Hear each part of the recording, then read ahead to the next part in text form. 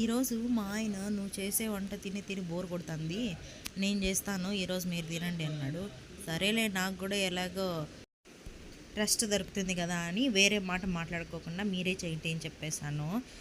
ఏం చేస్తాను అని అడిగితే మా ఆయన నీకు పెప్పర్ చికెన్ చేసి పెడతాను అని చెప్పారు. అందుకే ఆ పెప్పర్ చికెన్ కోసం ఏమేమో పాటలు పడుతున్నాడు. ఎలా చేస్తాడో ఎలా అవుతుందో తెలియదు.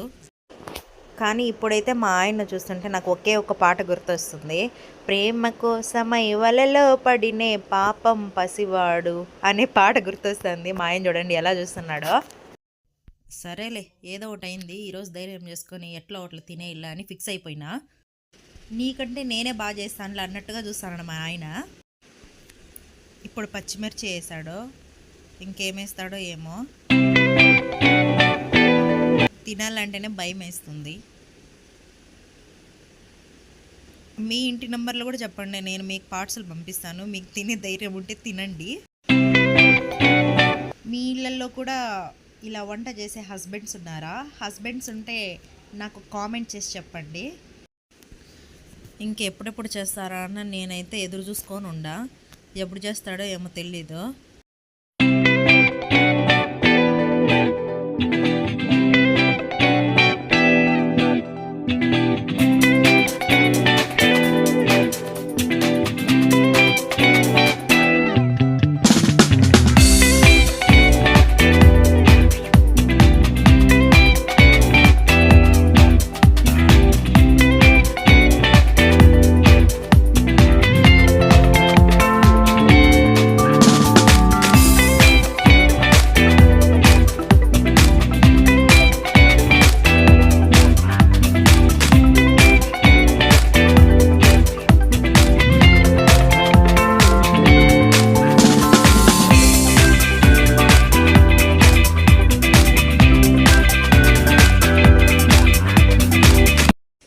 అమ్మయ్య, చికెన్ అయిపోయింది. ఈ చికెన్ ఏమో కానీ ఎదురు చూసి నా తల ప్రాణం తోకకొచ్చేటట్టుంది. మొత్తానికైతే ఈ చికెన్ ఎట్లుందో టేస్ట్ చేసి చెప్పు అని చెప్పేసి మా ఆయన ప్లేట్లో వేసుకొస్తున్నాడు.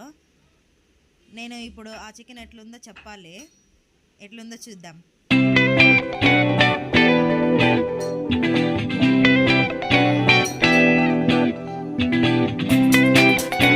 ఎట్లున్నా సరే బాగుంది అని చెప్పాలని బాగుంది అని చెప్పేశాను.